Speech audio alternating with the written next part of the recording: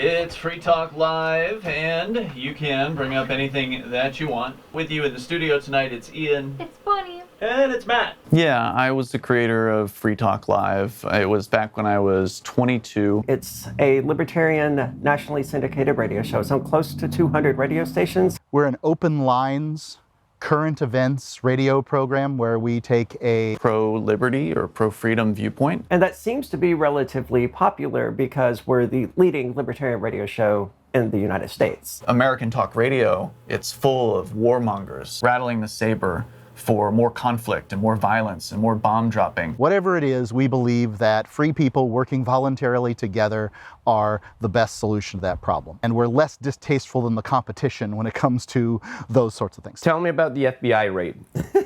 Tell me about the FBI raid. Tell me about the FBI raid. So it was... Back up. You're not allowed in this area. This is a law enforcement area. Hey, don't touch me. Back up. Don't touch me. Back up. Oh, they're going in. Hey, 9X, if you're out there, get over here to Ian's place. They got FBI here. What are you doing? What are you doing? You're under arrest.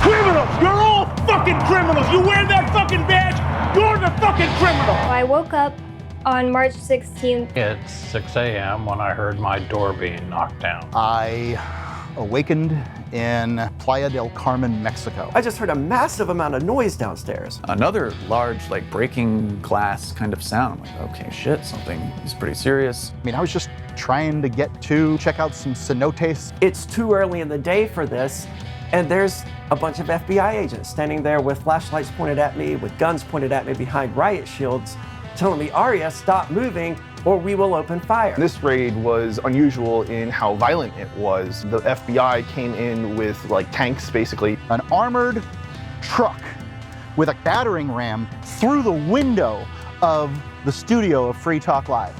I didn't believe it for a second. And there's a bunch of people out there, the FBI, the ATF, the IRS, the Postal Service, the local police. There was at least half a dozen to a dozen different departments. One of the FBI guys said, "Don't worry, we're just here for Colleen." That's nothing to worry about. They told me to put my hands in the air, and I refused to because I'm not going to strip myself down into my underwear in front of the FBI. I kind of froze for a second, and then I just put my dog down, and I wish I didn't do it. I wish that I had just made them make me, because I was naked, obviously not holding a weapon. I was holding a chihuahua. I have two cats, and they're my best friends. I could hear my voice break as I said, please don't hurt them. They had smashed in the window right when you walk in the front door, and so there's glass all over the ground, right over by where we keep our shoes. So they want me to put my shoes on, try to shake out my shoes from the glass, my slippers. I put Ian's shoes on that were way too big for me and also full of glass. And I walked outside with my arms up, and they turned me around and handcuffed me. Without a warrant, without me being Mirandized, without anything.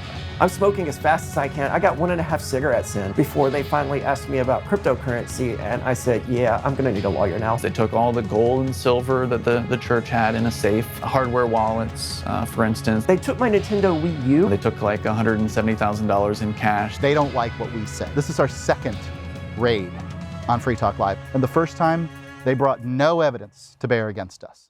No, I'm a libertarian, so I don't support the state existing. It's a monopoly on violence, and it hurts peaceful people. Ian's a Vulcan. He's one of the most calm and collected people I've ever met. Ian is by nature an activist. He wants to do something to make things better. Even go to jail for doing something right. He's very much against the use of violence to achieve social and political objectives. I thought that it was kind of silly for a man who presumably is quite wealthy to be running around trying to get crypto into the hands of people far less wealthy than he. He's the only person I've ever met more stubborn than me. He's the best boyfriend ever. I mean, it's never fun having an axe over your head, but when I started doing activism, I knew that there were risks involved, and I knew that one of those risks was the government could kill me, and I accept that.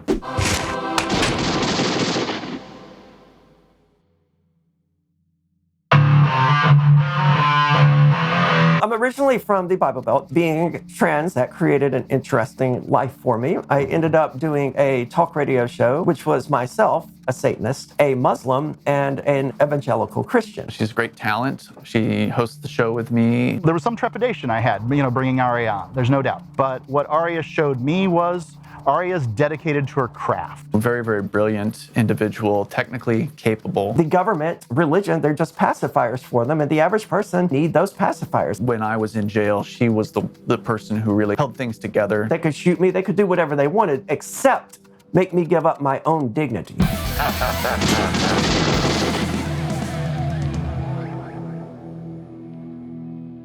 And instead of protecting our rights, the government has become the chief violator. Formerly known as Rich Paul, but he changed his name to Nobody a couple of years ago to run for governor, so that way people could actually vote for Nobody. Mark Edge once described Rich Paul as the 7 deadly sins personified. He's a real character, a lot of fun on the air. What has your contribution been to the community? Well, apart from selling some weed, And a brilliant, brilliant man, a brilliant programmer as well. Most of the time he's in a good mood when he's not behind bars. They actually kept Nobody in jail longer than they kept Ian in.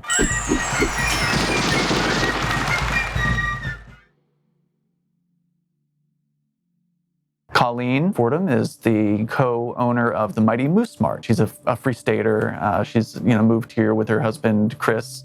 Actually, they got married after the raid. She's, I would say, very innocent, not someone who goes looking for trouble. She looks to help people out. If they were just going after the Bitcoin Embassy, I could see them definitely coming after me because I was a co-founder of the Bitcoin Embassy. Would you switch places with her? If it could get her out of all this, absolutely.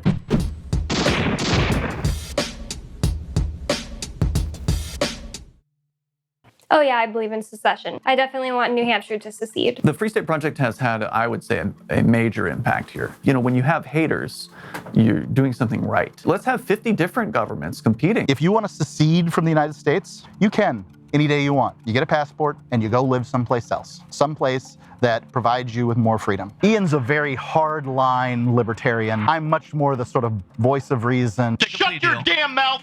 I would let you speak the whole way through. He's not afraid to disagree with me. The disagreements make for more interesting radio. We got plenty of things to argue about. We don't need to make new ones up.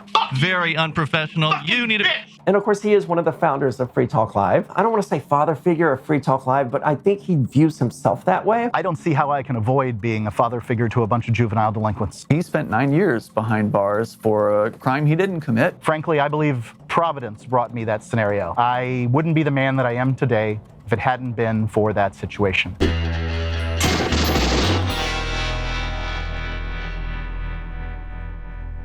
One of the reasons why the Shire Free Church got into helping people connect with cryptocurrency is because we see it as a path to peace. Get more people to adopt it, and we destroy the ability of governments to just inflate the currency as they choose to pay for bombs and stuff like that. Money is the tool of our oppressors in this country. And Satoshi Nakamoto intended to disrupt that. All these big players in the US federal government, they may not understand how the blockchain works, but they certainly understand that crypto is a threat to the US government's money system. And anything that's a threat to that money system must be fought. I am charged with operating an unlicensed money transmitting business. There's conspiracy to operate an unlicensed money transmitting business. Wire transfer fraud. A continuing financial crimes enterprise, which only I was charged with, is a minimum of a 10-year sentence for that one. I didn't happen to do the things that the FBI believes is illegal while working for their banker masters. Helping people get in touch with cryptocurrency, to me, that's not a crime. What is your end goal?